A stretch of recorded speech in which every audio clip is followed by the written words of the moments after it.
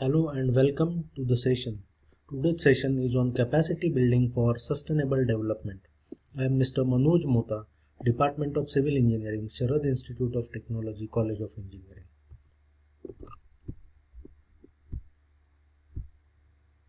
So what is sustainable development? Sustainable development is the development that meets the needs of the present without compromising the ability of future generation to meet their own needs. In other words, it is improving the quality of life of the present generation without excessive use or abuse of natural resources so that they can be preserved for the next generation. Why we need a sustainable development? We need a sustainable development to curb or prevent the environmental degradation which has reached to a threatening level.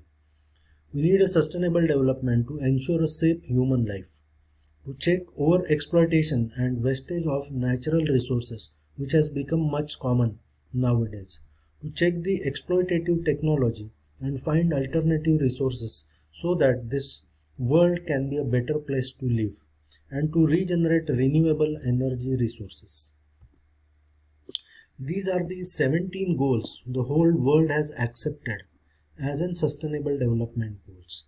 These goals include no poverty, zero hunger, good health and well-being, quality education, gender equality, clean water and sanitation, affordable and clean energy, decent work and economic growth, industry, innovation and infrastructure, reduced inequalities, sustainable cities and communities, responsible consumption and production, climate action, life below water, life on land, peace, justice and strong institution, and partnership for the goals. To achieve all these sustainable development goals, what we need is to build our abilities so that we can achieve these goals. Now, building abilities, relationships and values that will enable organizations, groups and individuals to improve their performance in the direction of achieving sustainable development and to achieve their objectives is nothing but the building capacities.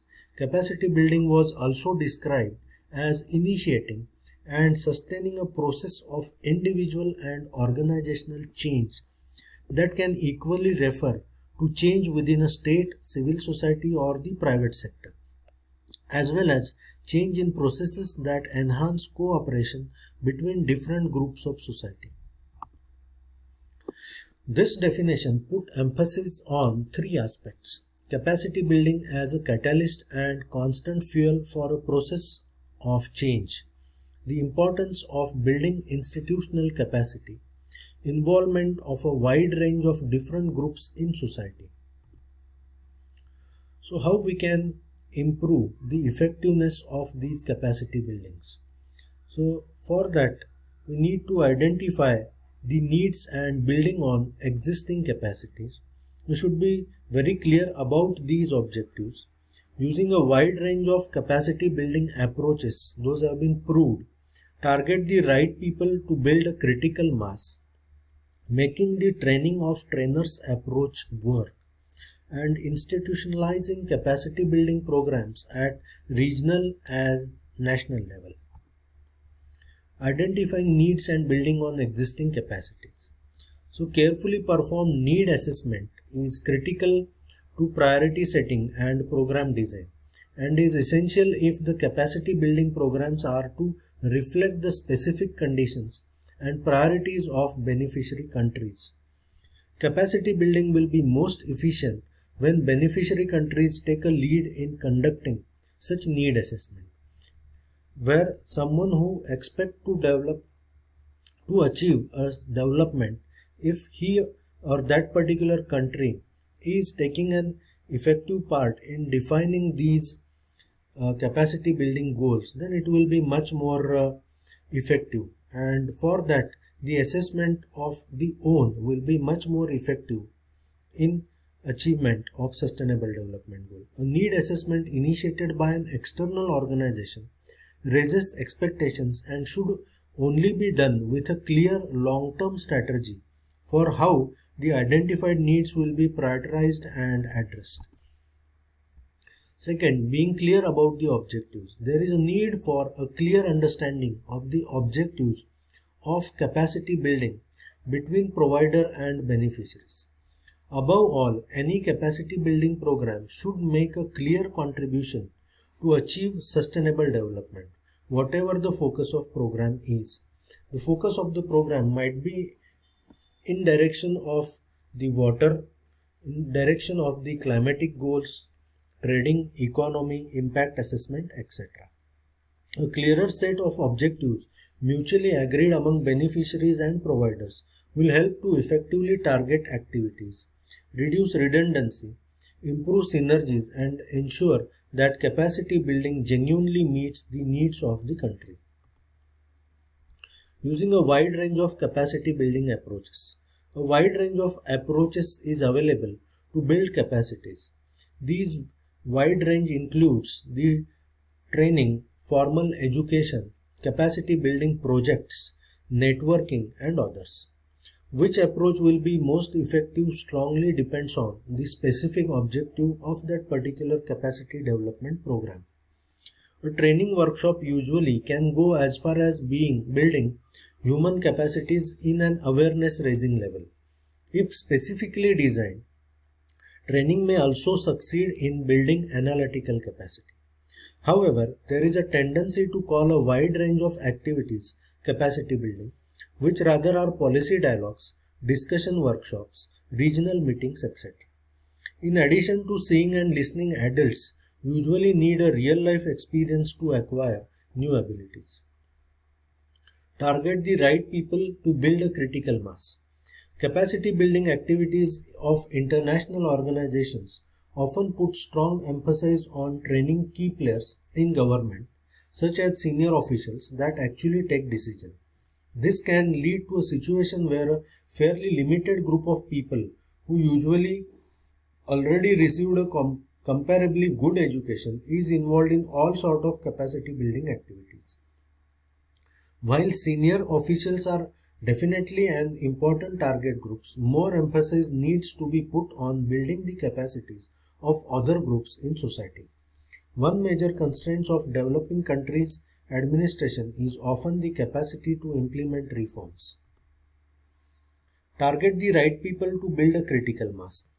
While, for example, in case of environmental impact assessment, most countries have drafted necessary legislation, problem arises in the implementation. Implementation, however, is not merely a task of senior officials at national level, but involves different levels of governments, usually putting a lot of responsibilities into hands of provincial or local officials. So there is a tremendous need to build capacity at these levels too, but the attention for those groups is comparatively low. So we should target the right people to build a critical mass. Making the trainer of trainers approach work. One approach frequently promoted for multiplication is training of trainers approach, meaning that training offered by international agencies or someone who is capable of providing the training on a specific issues focus on a training of a smaller group of professionals who would then be equipped themselves train others in their country. Using this approach, two questions need to be carefully addressed from the beginning. What knowledge and skills does a person need to be able to train others? And second, what structure will be available for the person to pass on the knowledge to others in his or her country? The similar things can even be practiced at lower levels too. Institutionalizing capacity building programs at regional and national level. Bringing the different aspects addressed above together, one suggestion is to increase the effectiveness of capacity building activities could be that international organizations focus their efforts on institutionalizing capacity building programs at regional and national level. Instead of offering capacity building programs and training courses themselves and spending tremendous resources on participants' travel, effort should focus on building the structures in the countries through which capacity building programs could be offered on a regular and long-term basis. Institutionalizing capacity building programs at regional and national level. In most developing countries, capacity building providers of different types are already available, but they are usually underfunded and not well equipped.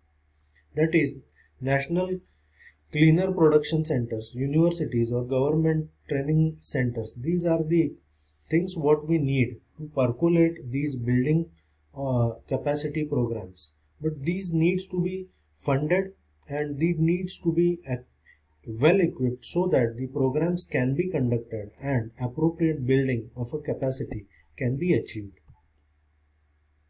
So the ultimate goal of a capacity building is to sustain a process of individual and organizational change and to enable organization groups and individuals to achieve their development objectives.